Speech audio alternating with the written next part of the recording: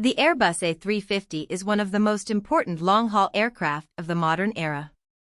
It is a wide-body, twin-engine jet designed to carry hundreds of passengers across continents and oceans, while using newer materials, more efficient engines, and a cabin built around long-distance comfort.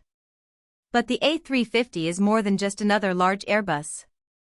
It represents a major turning point in how Airbus responded to a changing airline market. By the early 2000s, airlines wanted aircraft that could fly very far without the fuel burn and complexity of four engines. The age of giant, fuel-hungry long-haul jets was fading, and efficient twinjets were becoming the future. The A350 was Airbus's answer to that future. The story began as a reaction to Boeing's 787 Dreamliner. In 2004, Airbus initially proposed an A350 that was not a completely new aircraft. Instead, it would have been a heavily improved version of the Airbus A330, using composite wings, advanced winglets, and new fuel-efficient engines. On paper, that seemed practical. The A330 was already successful, airlines knew it well, and developing from an existing platform could reduce risk and cost. But the market was not convinced. Airlines were looking at the 787 as a clean-sheet aircraft designed around new materials and efficiency from the start. A warmed-over A330 was not enough to match that promise. That lack of enthusiasm forced Airbus into a much bigger decision. In 2006, the company abandoned the original derivative concept and moved to a clean-sheet design called the A350 XWB, meaning extra wide body. This was not just a name change. It meant Airbus would create a new aircraft family with a wider fuselage, a new wing, a modern structure, and systems designed specifically for the next generation of long-haul travel. The shift showed how seriously Airbus took the threat from Boeing and how much airline expectations had changed. The A350 had to be efficient, comfortable, flexible, and future-proof. It had to compete not only with the 787, but also with larger long-haul twinjets like the Boeing 777. One of the defining features of the A350 is its extensive use of carbon fiber reinforced polymers. It became the first Airbus airliner to be largely made from these composite materials. This matters because carbon fiber structures can be strong while saving weight compared with traditional aluminum construction. For an aircraft that may fly more than 15,000 kilometers on a single journey, weight is critical. Every kilogram affects fuel burn, range, payload, and operating economics. Composites also allow engineers to design shapes and structures that can improve aerodynamic performance and long-term durability. The A350 was Airbus's move into a new materials era, where the aircraft's structure itself became a key part of its efficiency story. The A350's engines are another central part of the aircraft's identity. The family is powered by two Rolls-Royce Trent XWB high-bypass turbofan engines. These engines were designed specifically for the A350, giving the aircraft a closely matched airframe and engine combination. High-bypass turbofans are built to move large amounts of air efficiently, producing the thrust needed for heavy long-haul flights while reducing fuel consumption compared with older engine designs. Having only two engines is also important.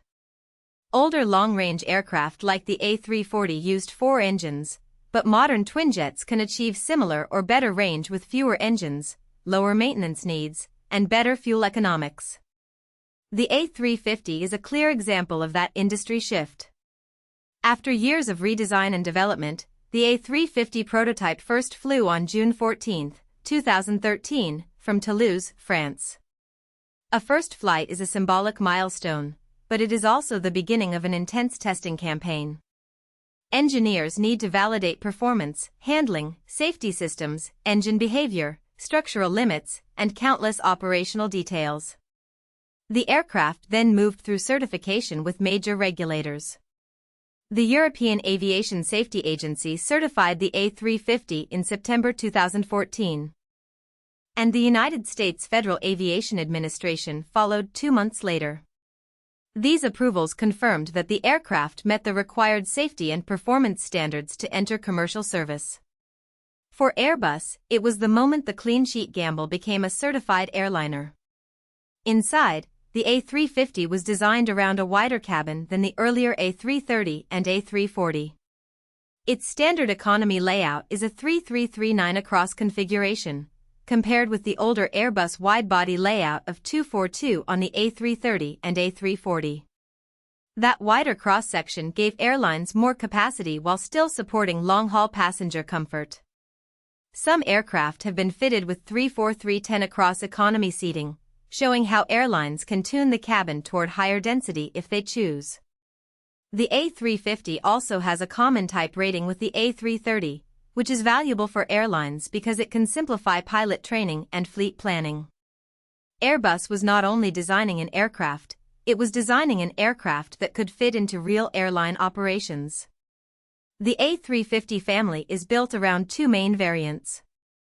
The A350-900 is the baseline version and typically carries about 300 to 350 passengers.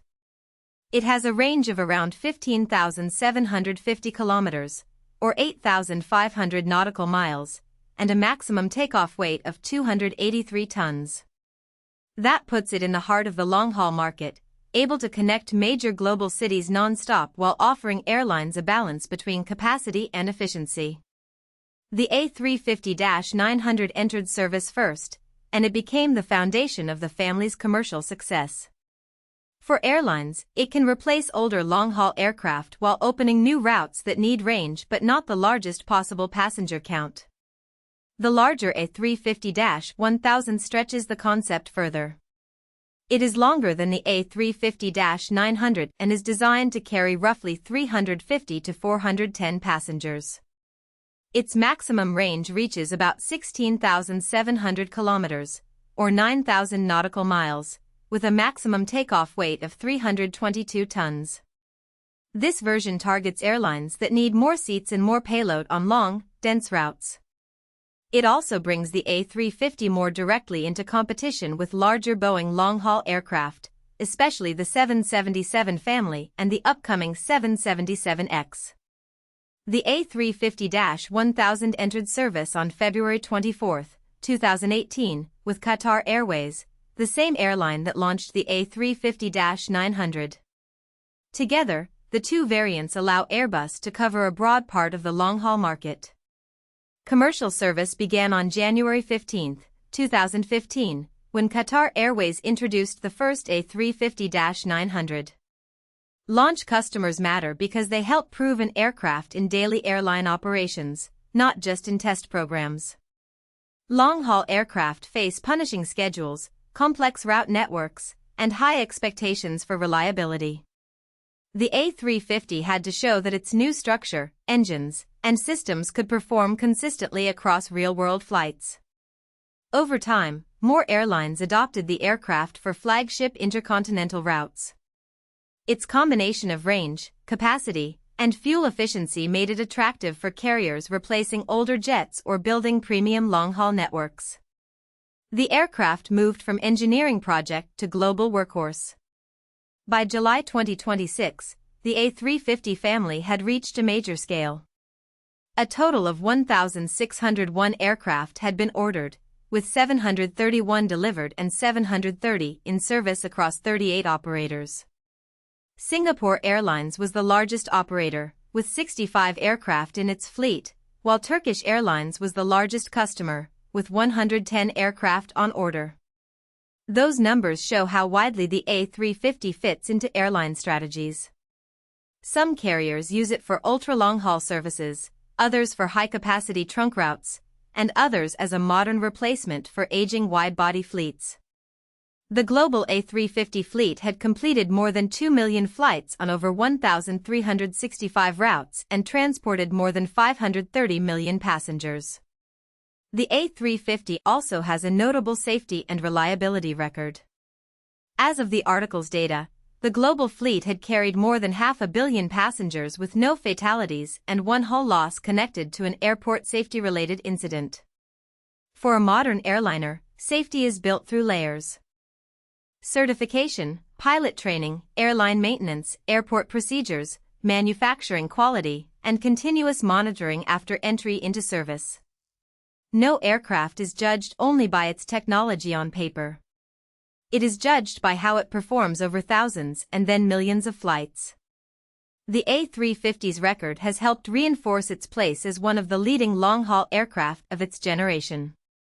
In the bigger picture, the Airbus A350 succeeds the four-engine A340 and competes against Boeing's major long-haul twinjets, the 787 Dreamliner, the 777, and the future 777X. Its development shows how aviation changed in the 21st century. Airlines wanted fewer engines, lower fuel burn, long range, and cabins that could support profitable global networks. Airbus first tried to answer that demand with an upgraded A330 concept, but the market pushed it towards something more ambitious. The result was a clean-sheet, carbon fiber, Rolls-Royce-powered aircraft family built for the modern long-haul era. The A350 is not just Airbus's response to Boeing. It is Airbus's statement that the future of long-range flying belongs to efficient twin-engine widebodies. If you found this helpful, please like this video and subscribe for more explainers.